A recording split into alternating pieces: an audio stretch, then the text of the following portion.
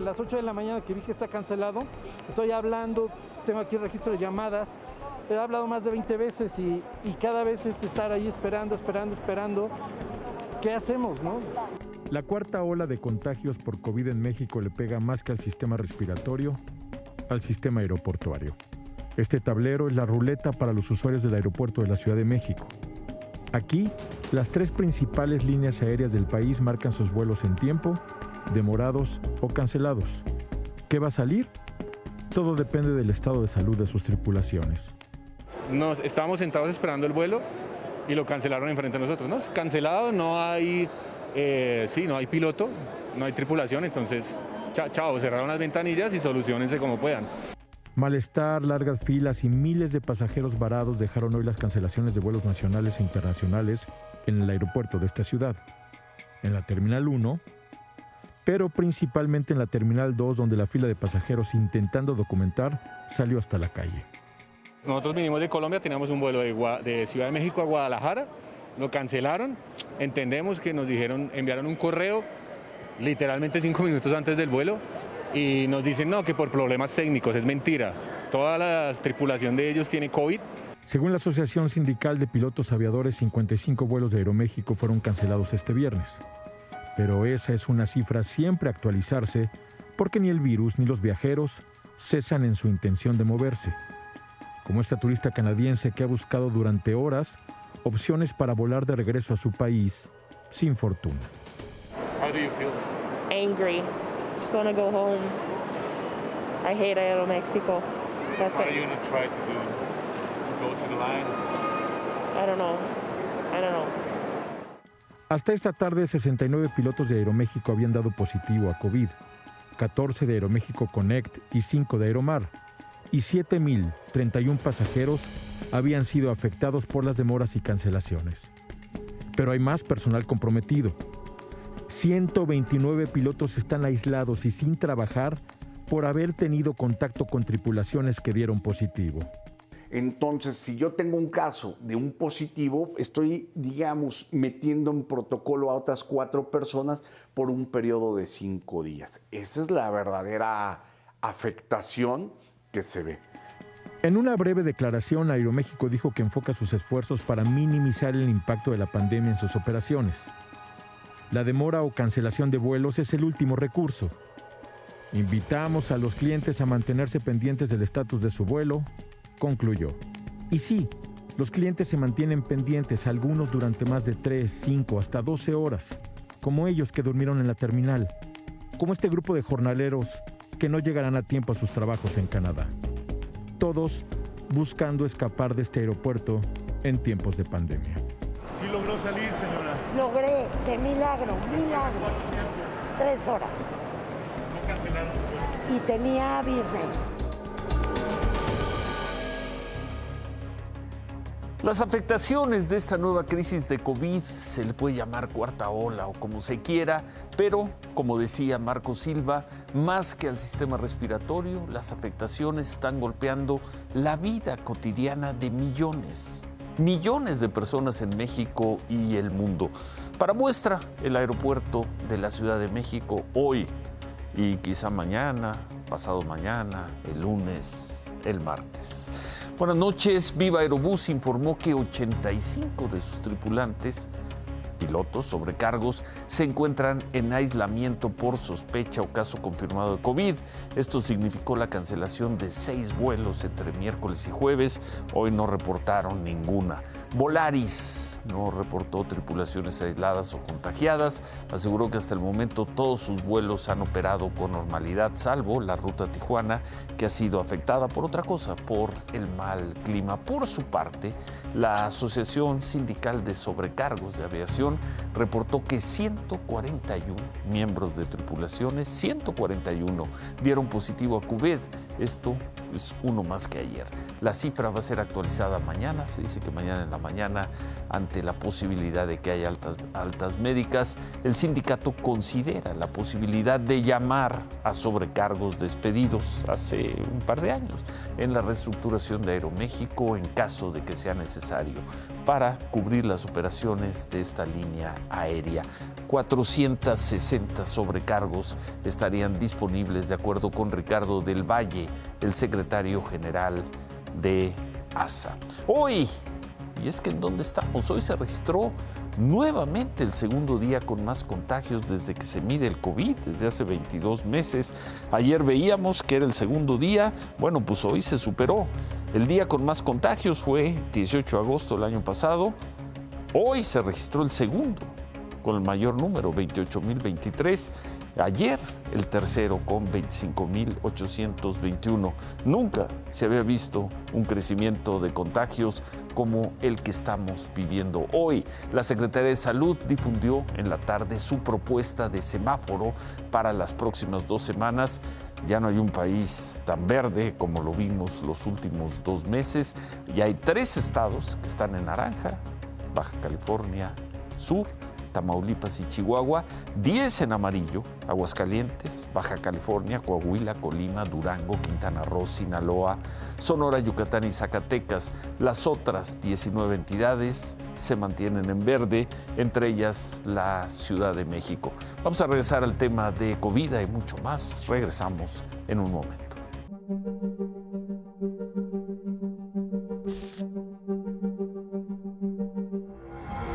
La foto de Cuauhtémoc Blanco, con los líderes del cártel Jalisco Nueva Generación en Morelos, y el líder del grupo criminal Comando Tlahuica, se habría tomado dentro de la parroquia de la Asunción en Yautepec. O al menos, esa sería la versión del padre Juan Alvarado, quien estuvo ese día oficiando una misa por el Día de la Virgen de Guadalupe.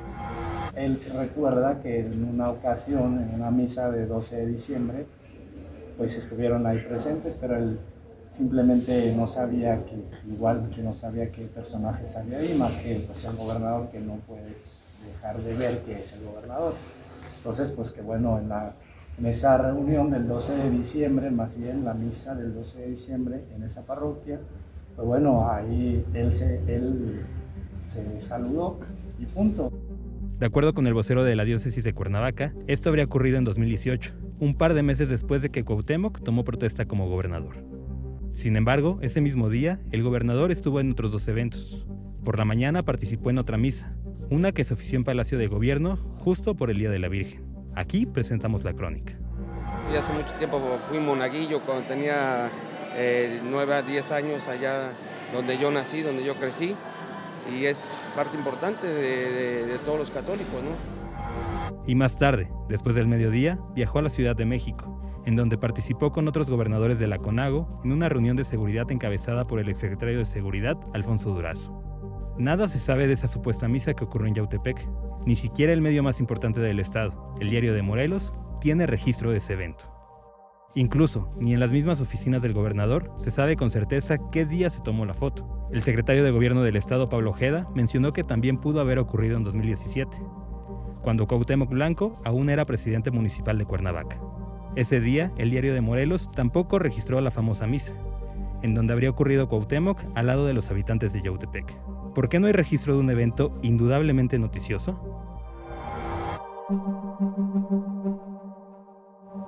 Entonces fue el 12 de diciembre de 2018, como decía el vocero de la diócesis de Cuernavaca. En 2018, la parroquia de la Asunción, donde supuestamente se dio esta fotografía con los criminales, estaba dañada por los sismos que habían ocurrido un año antes, en septiembre de 2017. La iglesia estaba cerrada. La única zona abierta era, hasta donde hemos averiguado, era la sacristía y un salón de reuniones privadas que tenía la iglesia, a las cuales no entraba el público en general. Entonces, si se trataba de un evento privado, ¿no se le avisó al ya entonces gobernador con quién se iba a tomar la fotografía?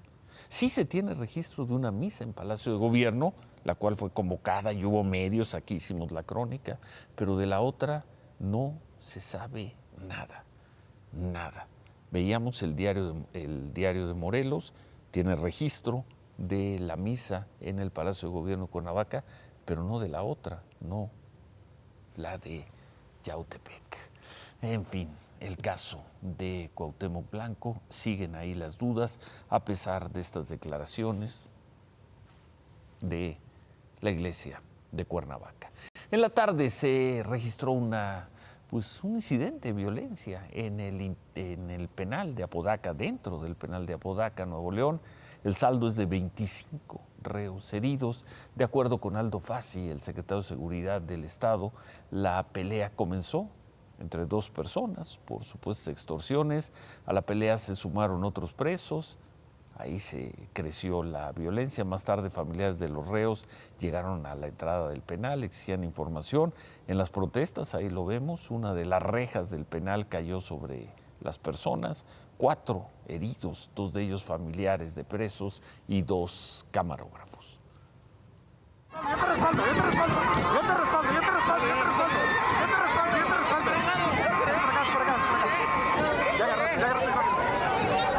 Esta, aquí. Vente por acá, toma aquí. Que no me des, compadre. Aquí estamos, Franco.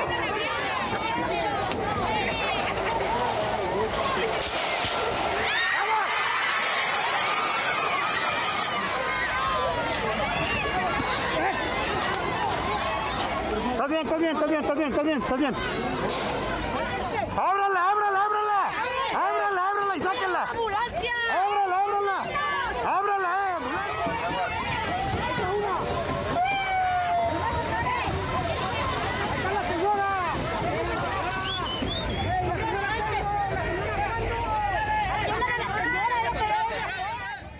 Aquí en la Ciudad de México, la jefa de gobierno aseguró que la estrategia contra el COVID será la aplicación de la tercera dosis o dosis de refuerzo. Insistió en que la hospitalización, el número de personas que han tenido que ir a los hospitales por COVID, no ha aumentado. Y en este caso sí hay un ligero incremento, pero no tiene nada que ver con el incremento del número de casos positivos. Es decir, en este caso, gracias a que estamos vacunados y a que la variante tiene una disminución de casos graves, a estas dos combinaciones no ha crecido el número de hospitalizados en la misma proporción que creció en las otras momentos que tuvimos picos de COVID-19 en la ciudad. Y tiene razón la jefa de gobierno, lo respaldan las estadísticas, las cifras de ocupación y además junto con el número de personas muertas, son los indicadores centrales para determinar el semáforo de riesgo. Por eso la Ciudad de México sigue en verde. Sin embargo, comienzan a tomar fuerza juicios, análisis como los de la especialista en el tema, Lori-Ann Jiménez Fibi, quien le respondió a Claudia Sheinbaum en varios mensajes de Twitter. Dijo: estoy segura que Claudia Sheinbaum no es tan ignorante como para creer en lo que está diciendo. ¿Por qué engañar así a la población poniéndola en riesgo? Insistir en esta narrativa falsa cobrará muchas más vidas por no haber alertado a tiempo y correctamente el peligro. Dice la doctora Jiménez Fibi, si no se han disparado todavía las hospitalizaciones, es solo porque no ha pasado suficiente tiempo y para que ocurra y se reporten. No se necesita ser clarividente ni demasiado inteligente para darse cuenta de lo que está por ocurrir. Basta con asomarse a ver lo que ocurre en términos de las hospitalizaciones en otros países que también están siendo azotadas por Omicron. En todos los casos, las hospitalizaciones llevan una tendencia marcada al alza, muy marcada al alza. En este tuit incluyó gráficas de hospitalizaciones en Estados Unidos, Canadá, Francia y el Reino Unido. Finalmente, concluye la doctora, Omicron no es más leve, por lo menos no en personas no vacunadas o con esquemas incompletos de vacunación. Y recordemos que de los países que acabo de señalar, México es el que tiene la menor cobertura de vacunación. ¿En dónde estamos? En las últimas 24 horas, la Secretaría de Salud registró 168 muertes por COVID y en las cifras, solo en las cifras de la Secretaría de Salud. Hoy se rebasaron los 300,000 mexicanos muertos por COVID. 300,000, la cifra en rojo, 300,000. Llevamos tanto tiempo viendo esta cifra que parece un número más. El propio gobierno, la propia Secretaría de Salud reconoce 300,000 personas muertas por COVID. Además, el registro civil marca 159,000, casi 160,000 mexicanos muertos. Es decir, mexicanos muertos por COVID reconocidos por la autoridad son casi 460,000. Ese es el tamaño de la tragedia que ha azotado a México en los últimos 22 meses. COFEPRIS autorizó hoy el medicamento Molnupiravir para uso de emergencia. Este medicamento va a ser destinado a la atención de pacientes de COVID leves a moderados con alto riesgo de complicación. En un comunicado, la COFEPRIS subrayó que el tratamiento no sustituye a las vacunas ni debe ser utilizado sin receta, sin indicación médica. Al ser una aprobación para uso de emergencia, solo va a poder ser adquirido por el gobierno y pues, por lo pronto se aplicará en hospitales públicos, quizá más adelante se pueda aplicar también en hospitales privados. No puede ser vendido al público. La Autoridad Regulatoria de Estados Unidos autorizó reducir a 5 meses, y ojo, esto puede ser importante para mexicanos que se vacunaron allá, reducen a 5 meses el tiempo para la dosis de refuerzo de la vacuna Moderna, es decir, quienes se pusieron la segunda vacuna de Moderna ya no en 6 meses, sino hace 5 meses, pueden ir a vacunarse, pueden tener ya su tercera dosis. Ya no son los 6 meses, ahora serán 5.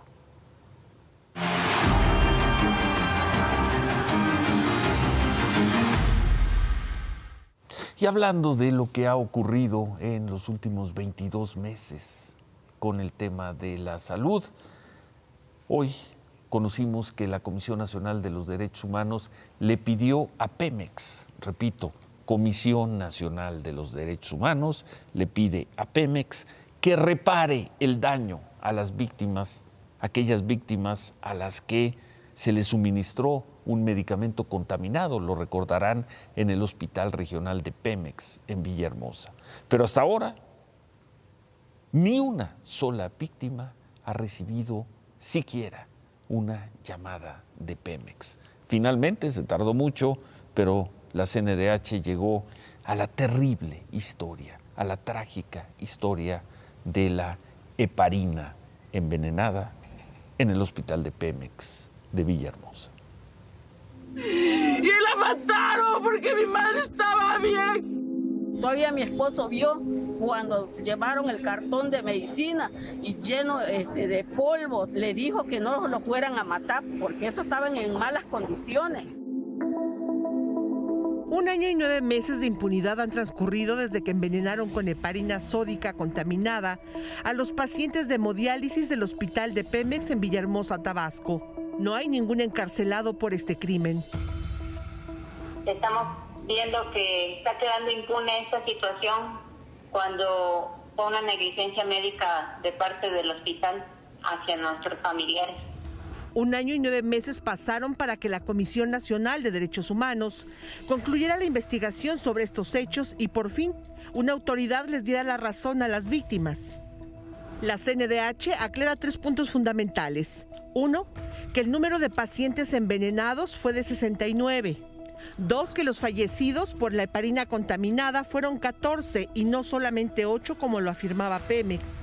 Y 3, la CNDH insiste en que Pemex no ha reparado el daño a ninguna de las víctimas. Esto a pesar de que el director de Pemex dijo esto en noviembre. Todo lo que tiene que ver con los daños que se generaron, el lamentabilísimo fallecimiento, todo eso está resuelto. La Comisión Nacional de Derechos Humanos, en su recomendación, hace hincapié en que las 69 víctimas, y en su caso los familiares de los que murieron por el suministro de la heparina sódica, deben ser indemnizados por todas las violaciones a los derechos humanos de las que fueron objeto. Esta recomendación fue notificada personalmente por la Comisión Nacional de Derechos Humanos el 14 de diciembre al señor Nahum Domínguez, hijo de una de las víctimas fallecidas, quien interpuso esta queja. La recomendación además insta a las autoridades a sancionar penal y administrativamente a todos los servidores públicos implicados en este crimen. Uno de ellos, el exdirector del hospital de Pemex en Villahermosa, el doctor José Luis Oramas. Entre otras razones, se pide sancionarlo por no suspender el suministro de la heparina sódica una vez que tuvo conocimiento de las afectaciones que estaba causando. No nos haga proceder legalmente. Evite eso, doctor, porque va a ir su cabeza de por medio. Se lo digo aquí igual de frente. Yo estoy siendo la persona más prudente, pero va a llegar un límite, doctor. Hasta ahora Pemex no ha acatado los términos de esta recomendación y hasta ahora tampoco se ha puesto en contacto con los familiares de las víctimas para ver cómo reparar el daño. ¡Y la mataron porque mi madre estaba bien! ¡Y la mataron! Tarde, pero llegó la CNDH a este caso en Tabasco. Vamos a ver si a ellos sí les da respuesta Pemex. Difícil decir que ya no hay impunidad en México cuando 2 años después no hay una sola persona en la cárcel por este asesinato de 14 personas en un hospital público, en un hospital de Pemex en Villahermosa. El presidente López Obrador habló en la mañana sobre el avión presidencial, dijo que hay 3 opciones ya para poder deshacerse de él. La primera es venderla, llevan intentándolo desde que comenzó el sexenio. La segunda es intercambiar el avión por helicópteros, así dijo, que podrían usarse para esos helicópteros para incendios forestales. Y la tercera sería entregarlo a la empresa que va a manejar el nuevo aeropuerto, el de Santa Lucía. Dijo que ellos podrían rentar el avión. Se confirmó que la Fiscalía General de la República abrió una investigación contra el ex titular de la Unidad de Inteligencia Financiera, Santiago Nieto, y también en contra de su esposa, la consejera del INE, Carla Humphrey. En un documento fechado el 20 de diciembre, la Fiscalía solicitó a la Secretaría de la Función Pública que le entregue con carácter de urgente y confidencial toda la información sobre el patrimonio de la pareja, Nieto-Humphrey. La investigación habría derivado de una denuncia anónima en la que se acusa a Nieto y Humphrey de acumular 4 propiedades y un automóvil con un valor del orden de los 40 millones de pesos en un periodo de 25 meses. Temprano le preguntaron al presidente López Obrador sobre este asunto. Así como yo le tengo confianza al fiscal Alejandro Germanero, le tengo confianza a Santiago Nieto. Si hay una denuncia, pues tienen que hacerse las diligencias, pero eso no significa que el señalado sea culpable. Y en este caso no creo que Santiago esté involucrado en actos de corrupción.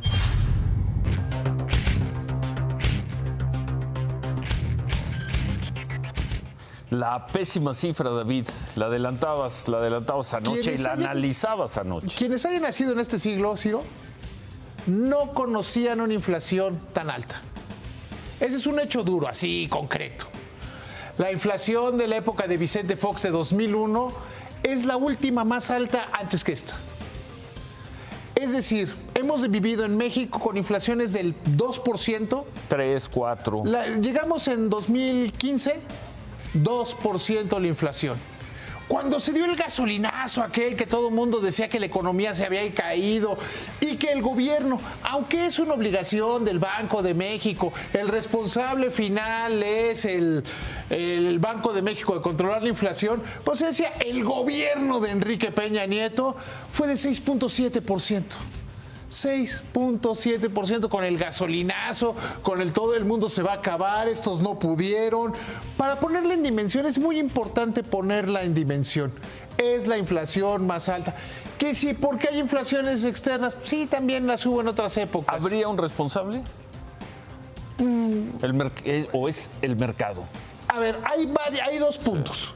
Uno que sí le toca al gobierno, por ejemplo, el precio de los energéticos y de los precios controlados por el Estado está por encima del 7.36%.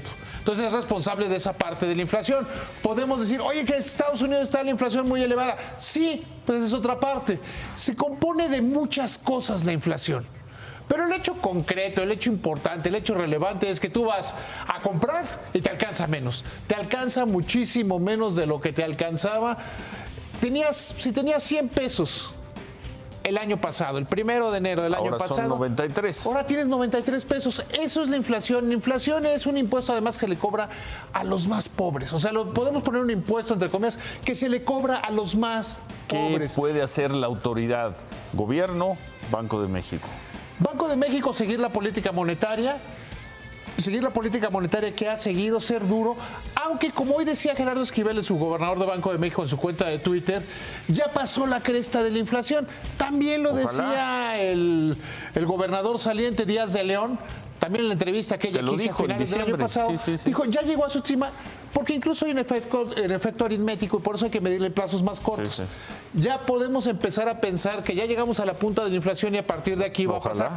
Que eso no implica que no sea una inflación elevadísima, una inflación preocupante, una inflación que hace más pobres a los pobres y a los que tienen un salario. Aquel que le dieron un aumento salarial del 6%, pues hoy gana menos. Ya va perdiendo. Ya se lo comió. Al que le dieron el 6%. Al que le dieron el 6%. Pues ya me refería a los contractuales que normalmente están muy bien. Hoy por hoy estamos teniendo una inflación muy elevada y que el gobierno, por ejemplo, en algunas otras ocasiones lo que ha hecho es, está muy caro el pollo. Abro las cuotas de importación de pollo. Claro. Está muy caro el azúcar. Abro las cuotas de importación. El huevo, el jitomate, lo ha hecho el gobierno y funciona. El maíz. Muchas veces con solo el anuncio de que se va a hacer, bajan los precios. Hoy tenemos precios muy elevados y tenemos que vivir con eso, aunque espero que tenga razón Esquivel y la razón, que vaya a empezar a disminuir. Pero hoy vivimos el punto más alto de inflación de este siglo. Ese es un hecho.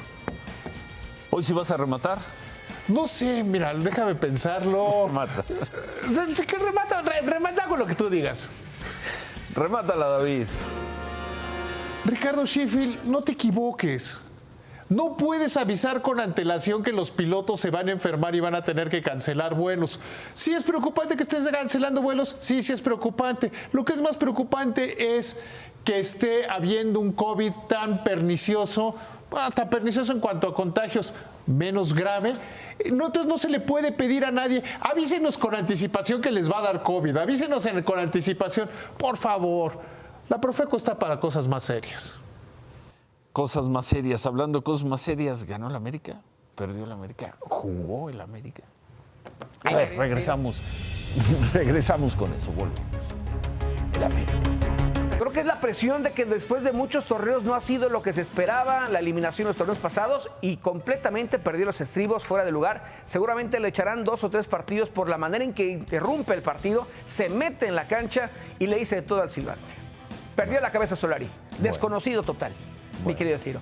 Pero bueno, la invitación para que estén con nosotros el próximo domingo a las 11 de la noche. Javier Alarcón, Pablo Carrillo, Stephanie Fuentes y un servidor. Recuerde, todos los domingos, 11 de la noche, el mejor resumen deportivo aquí en Imagen Televisión. Adrenalina, 11 de la noche, nos vemos el domingo. Ciro. Qué gusto verte, Roberto. El gusto es mío. Suerte al Morelia. ¿Contra quién juega el Morelia mañana? Ya no existe. Está en la Liga de Expansión, Ciro. No me hagas sentir mal. Fuerte abrazo. Cruz Azul va contra Tijuana, Así que... ¿Todavía juega Cruz Azul? Tijuana va contra los Solos. ¿Todavía juega el Cruz Azul? Todavía juega tu Cruz Azul. Se armó hasta los dientes. Ten confianza. Igual y pueden ser campeones. Gracias, Roberto. Gracias. Se quedan con Qué Importa. Buen fin de semana. Ánimo.